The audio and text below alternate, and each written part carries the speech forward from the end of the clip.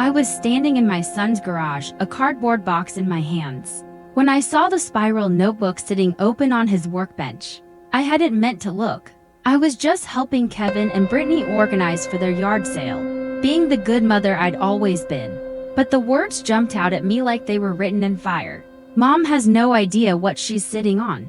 Property value for $85K minimum. Once she signs the refinance papers next month, we'll have full access.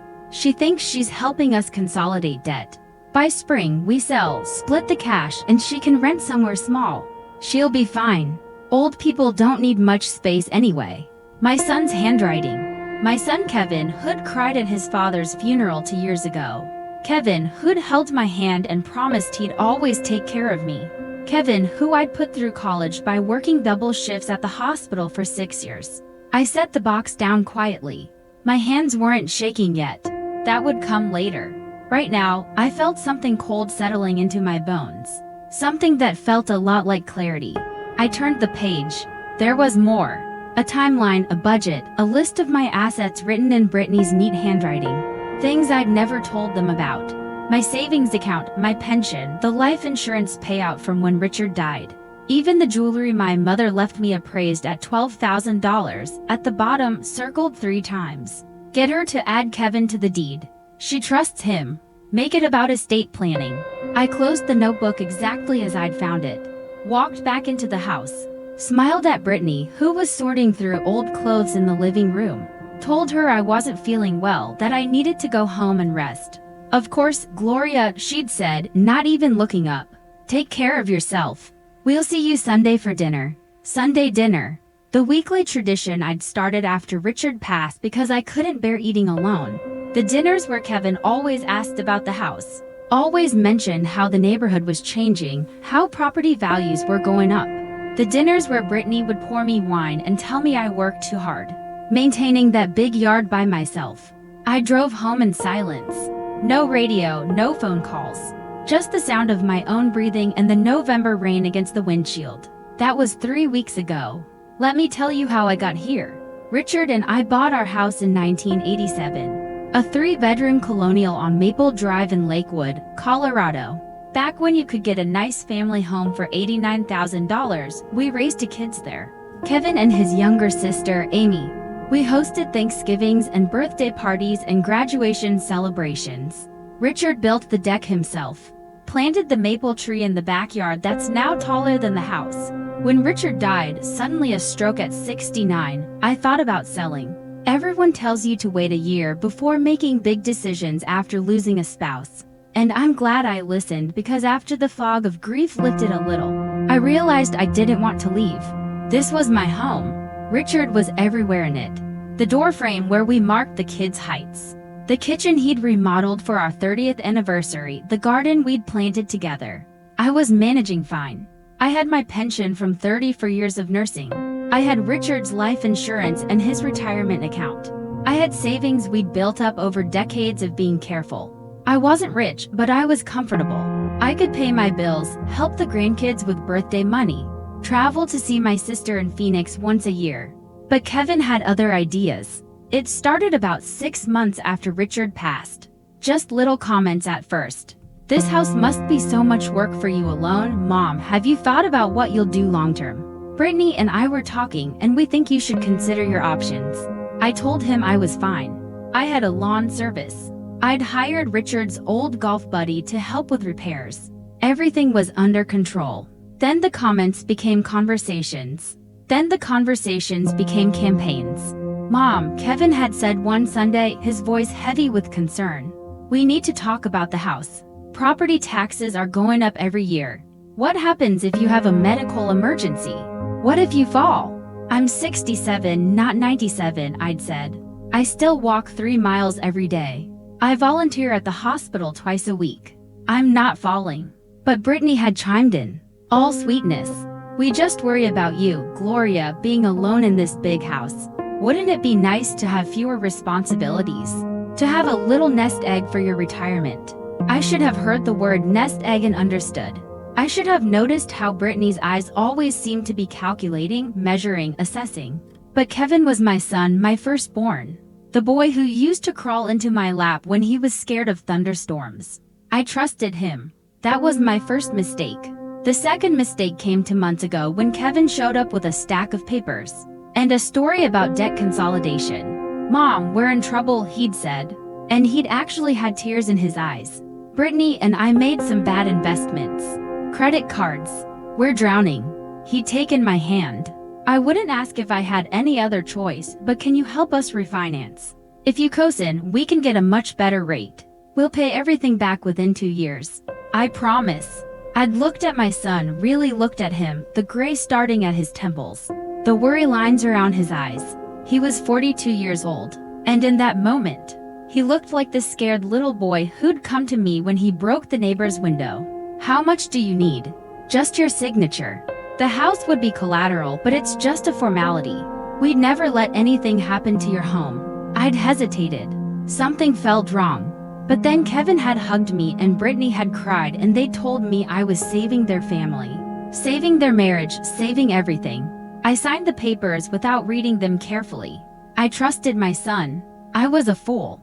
But that day in the garage, finding that notebook, I stopped being a fool. I stood in my kitchen, hands finally shaking, and I made a decision. I wasn't going to cry. I wasn't going to confront them. I wasn't going to give them any warning at all. I was going to find out exactly how deep this went. And then I was going to take back everything they thought they'd already stolen. For 2 weeks, I played the role they'd written for me. Dotty old mom. Grateful for their attention.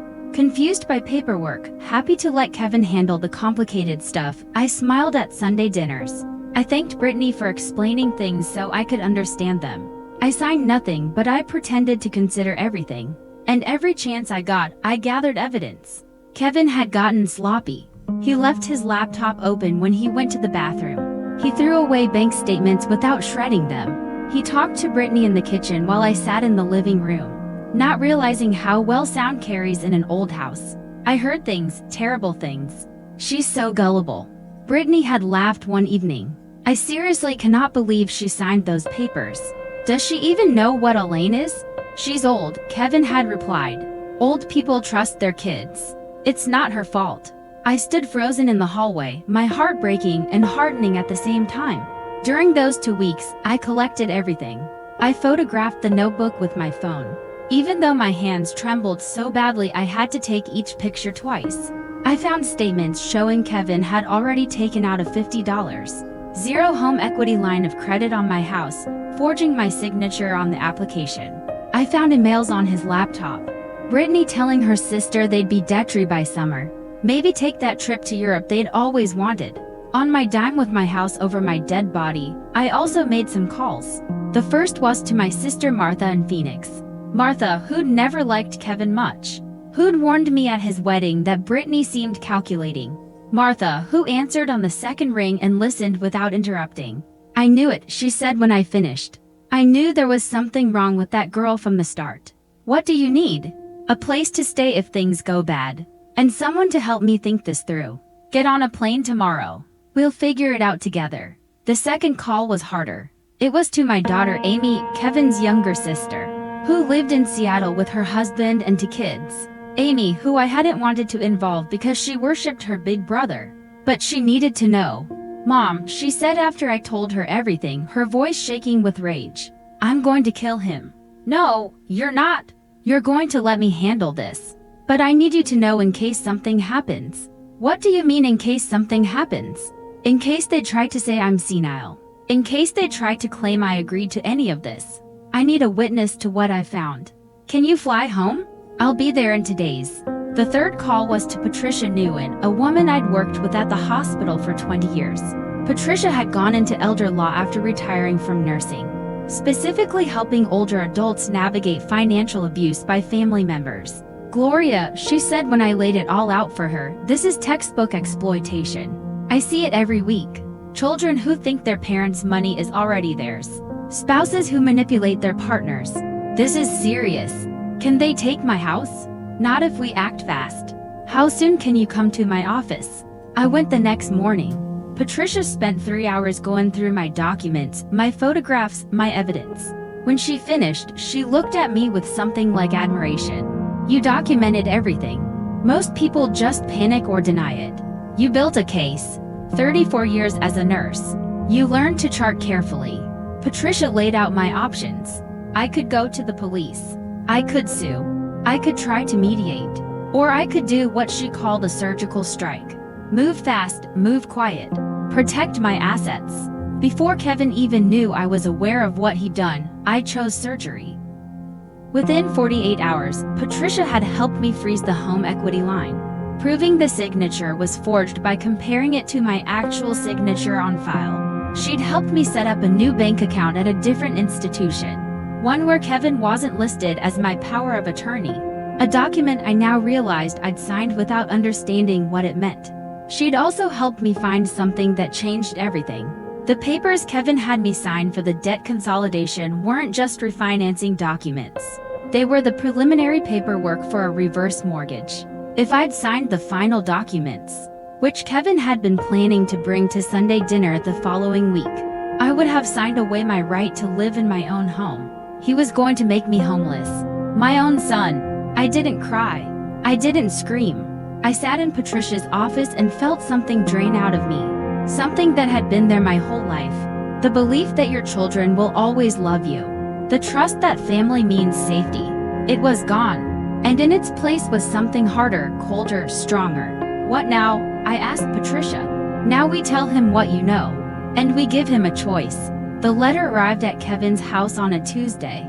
I know because Amy was watching from her rental car across the street. She called me immediately. He just got the mail.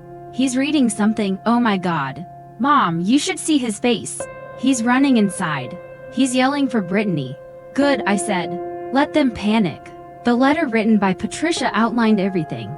The forged signatures, the unauthorized home equity line, the reverse mortgage scheme.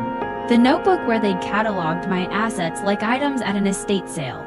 It gave them 72 hours to return all funds, sign documents returning sole ownership of my home to me, and agree to have no financial contact with me ever again. The alternative was criminal charges for fraud, forgery, and elder financial abuse. A felony in Colorado that could mean up to 12 years in prison. Kevin called me 17 times that day. I didn't answer. Brittany called from her cell phone, then from her work phone, then from a number I didn't recognize. I blocked them all. On the second day, Kevin showed up at my house. I watched from the window as he pulled into the driveway. His face was pale, his movements frantic. He pounded on the door. Mom, I know you're in there. We need to talk. This is all a misunderstanding. I stood on the other side of the door, my phone recording through the peephole. Please, his voice cracked. Mom, I made a mistake. Brittany, she pushed me into it. I didn't want to. I love you. I stayed silent. At least let me explain. You don't understand how hard things have been. We were desperate. You have so much and we have nothing. And there it was. The truth behind the tears. Not remorse, not love, just resentment that I had something he wanted. I opened the door 3 in, the chain lock still in place. Sign the papers, I said. Return the money or go to prison. Those are your choices. Mom, please. You have 24 hours. I closed the door on my son's face. They signed everything. The money from the home equity line, all $50,000, was returned within the week. Kevin's name came off every document. My house was mine again, protected by new security measures Patricia helped me put in place. The morning after all the paperwork was finalized, I sat in my kitchen, watching the sun come up over Richard's garden, and I realized something.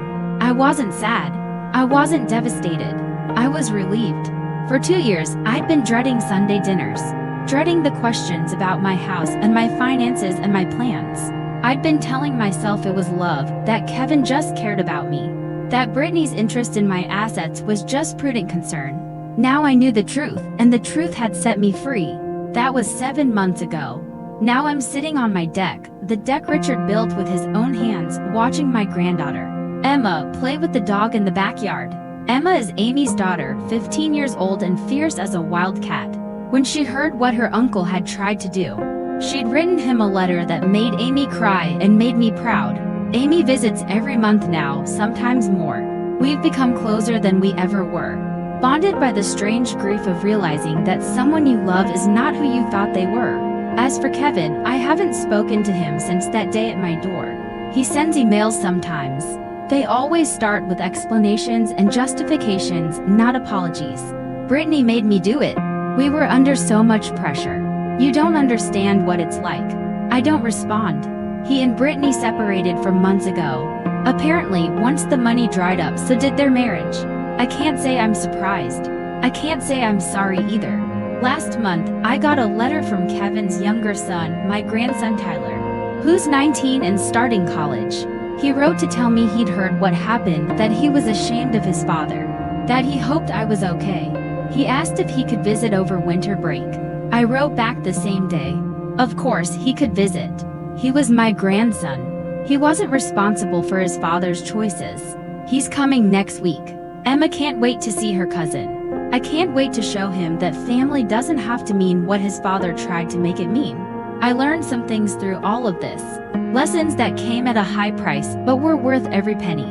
I learned that love should never require you to give up your security. Anyone who makes you choose between affection and protection doesn't really love you at all. I learned to read everything before signing. Every document, every form. If someone says just sign here, don't worry about the details. That's exactly when you need to worry.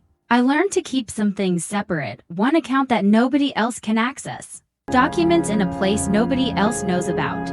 Not because you're paranoid, but because you're smart. I learned that being a good parent doesn't mean being a silent victim. I could have let Kevin take everything.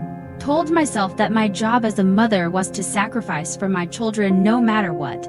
But that's not love. That's enabling. And it would have taught Kevin that his actions had no consequences. Most importantly, I learned that it's never too late to save yourself. I was 67 when I found that notebook. I was alone, grieving, and being targeted by my own child. But I found my strength. I gathered my evidence. I reached out for help. And I took back what was mine. If I can do it, anyone can. I've started volunteering with Patricia's organization now. We help older adults recognize the signs of financial exploitation, how to protect themselves, what to do if they're already being victimized. I share my story at workshops and support groups. Every time I do, at least one person comes up to me afterward with tears in their eyes. That's my daughter, they say. Or my son, or my nephew, or my caregiver. The details are different, but the pattern is always the same. People who are supposed to love us, treating us like ATMs with heartbeats. I tell them what Patricia told me.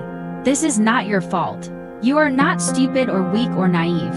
You trusted someone who didn't deserve your trust. That's on them, not you. And then I tell them what I learned myself. You can fight back. You can protect yourself. You can build a new life even when the old one falls apart around you. The sun is setting now over my backyard. Richard's maple tree is brilliant with fall colors. Red and orange and gold against the Colorado sky. Emma is helping me make dinner. Amy is on her way over with her husband. My house is full of voices and laughter and the smell of pot roast. Richard's favorite recipe. This is my life now. Not the life I expected to have at 67. Not the life where my son was trustworthy and my family was whole. But a life I built from the wreckage. A life that's smaller in some ways and so much bigger in others. I have my home. I have my independence. I have the family members who actually love me, not my money. I have work that matters, helping people like me recognize the wolves in their midst. And I have something else. I have the knowledge that when everything fell apart, I didn't fall with it. I stood up. I fought back, I won. Kevin took a lot from me. My trust, my peace, my belief in unconditional love. But he didn't take my home. He didn't take my future. He didn't take my dignity. Because in the end, I discovered something. I didn't know I had the strength to save myself. I'm Gloria Chen, I'm 67 years old. I'm a widow, a mother, a grandmother, and a survivor. I walked into my son's garage expecting to help with a yard sale, and walked out knowing my whole life was a lie. But that lie didn't destroy me. It woke me up. And if you're reading this, if your story sounds anything like mine, I want you to know something. You are not alone. You are not helpless, and it's not too late. Document everything. Trust carefully. Get help from people who see you as a person, not a piggy bank. And if you have to fight, fight. Your home is worth it. Your security is worth it. You are worth it. I'm looking out my window now at the house Richard and I built a life in. The house my son tried to steal. The house that's still mine. Every brick and beam in memory of it. The maple tree is swaying in the evening breeze. Emma is laughing in the kitchen. Somewhere out there, Kevin is facing the consequences of his choices. And I feel nothing for him anymore. Not hate, not love, just the quiet certainty that I made the right decision. I saved myself and I do it again. The sky is going pink and purple over the mountains. It's beautiful. Colorado has always had beautiful sunsets, but I don't think I ever really saw them until now.